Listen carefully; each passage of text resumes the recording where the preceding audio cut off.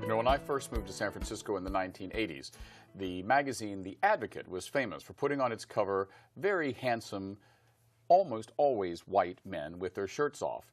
And rarely were they over the age of 25. And I didn't think of it much at the time because I was white and 25. But as the years have gone on and I've gotten older and grayer and watched my friends get older and grayer, I realized that the issue of ageism is a real one. To talk to us with us tonight in studio is Michael Costa. How are you? I'm fine. Thank you very much. Yeah. I actually want to congratulate you on taking this on as a topic. It is not the most upbeat topic that one could have on your show. In fact, people don't come home after a hard day in the office and say, I'm going to curl up with a webinar about ageism, and relax. So I got interested in it because I do a lot of work in healthcare, and a lot of it has to do with the aging population, and particularly with boomers. Mm-hmm. And of which we both are. Yeah, I'm a boomer. Yeah, I have to admit, and I'm getting older, so I'm beginning to be interested in issues that I wasn't before. And what's very clearly is that all the boomers now are between 50 and 70 years of age. We're all aging. We're all having issues to deal with on the job, in our lives.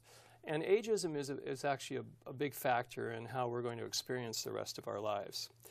And I recently convened and moderated a panel that was hosted by the Alice B. Toklas Club here with a number of experts who actually all deal with various facets of ageism.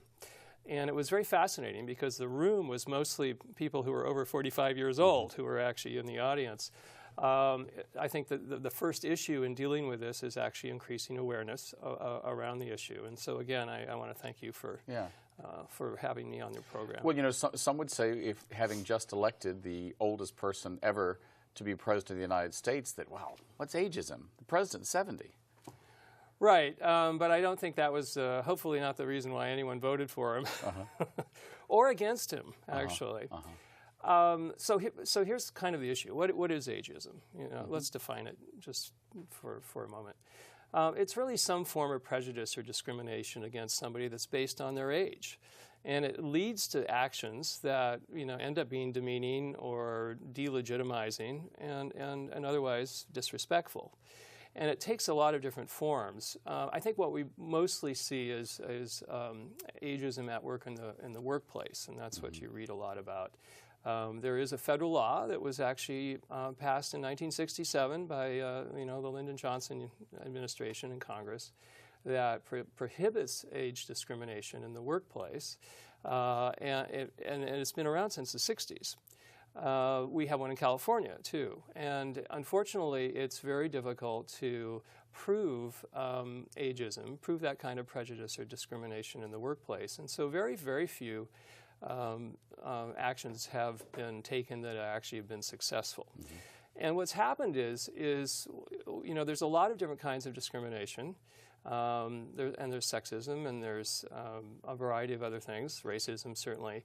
Ageism is the one kind of prejudice that seems to not really have a lot of attention paid to it, and people do it all the time. Do you think it's worse or the same in the LGBT community? Well, I think it's a little bit worse, and I want to go there because often when people think about, I'm going to play this game with you. If you had adjectives to describe people who are older, what kind of things come to mind? Oh, you say experienced, wise, things like that. Okay, not rigid or cranky or any of those kind of things? Certainly not at 55 years old, no, I wouldn't say that, no. Okay, well, but I was raised by. But here's the difference. I was raised by parents who were older, and I was raised by grandparents. So I saw them as warm and loving and experienced. I didn't have this great generational divide. Maybe that's part of it. Right. Well, it's interesting when you ask people, and people have done research in this area. A lot of the adjectives that people come up with to describe people over 60 certainly are not very attractive. And my favorite is non-sexual. Because it's clearly not an informed point of view. Right. But we do see it in the workplace, and it's very, very difficult to deal with. And for example, I'm over 60. I am technically a senior in San Francisco because we define it here as 60 and over. And within the past 4 years, I applied for a position at a nonprofit and found out from the headhunter that they didn't really want to consider somebody of my age because they thought somebody was younger would actually last longer in this job, and wouldn't hop, wouldn't leave. And the reality is, it's actually just the opposite. Younger people tend to hop, and older people stay in their jobs. But I found it was ironic because this was an organization whose primary client base were seniors. And so you can run, even in organizations that actually serve seniors, you can find this kind of bias. Now, when it comes to our community, I think we can be a little worse than the general population because we do value, young, vital, and pretty. And that's that pretty aspect. It kind of goes back to what you were saying at the top of the program. We do value that, and we don't after people reach a certain age. People are sort of left in the background. Have you dealt in your work with people who, like you, feel that they lost a job or didn't get a job specifically only because of their age? I have, yes. There are a number of people. But it's difficult to get them to talk about it. Well, I was about to say, because if someone says, oh, well, they didn't give me this job because I was black or I was gay or what have you, there's kind of parameters around which you can, make a case. But how do you deal with saying, well, they don't want me not because I'm not good, but just because I'm not 25? Well, it's very difficult, and we know that in some industries, such as technology, for anyone over 35, it can be difficult to get a job.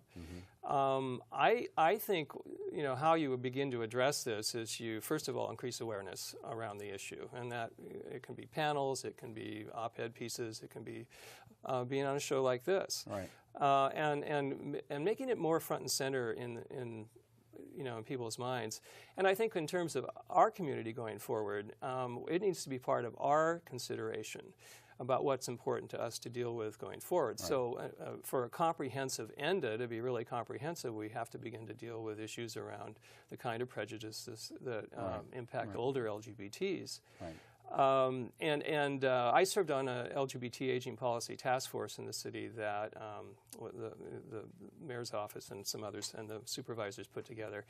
And we had to decide what we were going to deal with. And of all the issues that faced aging LGBTs, the one that we left, we did a lot. We're now collecting data on LGBTs to understand our community better. We're protecting the rights of LGBTs in various facilities. We're doing a number of things. What we can't do, though, and I think this has got to be understood, is we can't really legislate attraction. And one of my fellow members of the task force used to say, well, I walk down the street in the Castro and everyone ignores me. And what he was really saying was that people weren't hitting on him anymore. Which is its own form of ageism. Yeah. We're going to have to leave it there. And with one last thought before we go. With a president that is a senior citizen, do you think that this might lead to a greater awareness of this issue? Because people will say, well, we have going into the presidency, a senior citizen. Well, I guess it depends on how he acts and whether people interpret that as senility. That's a longer conversation for another show. We'll have you back. Okay, great to be here. Thank you, Michael. I appreciate it. Yeah. Next up, our conversation with Anna Damiani about her many years working within the California political family. We'll be right back.